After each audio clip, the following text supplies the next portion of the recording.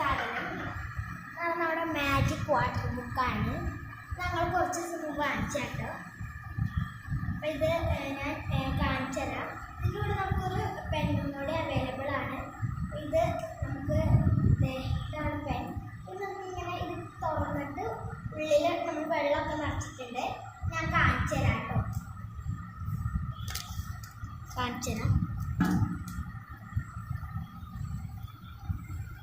ഇത് നമുക്ക് 4 എണ്ണമാണ് നമുക്ക് യൂസ് തരുന്നത്.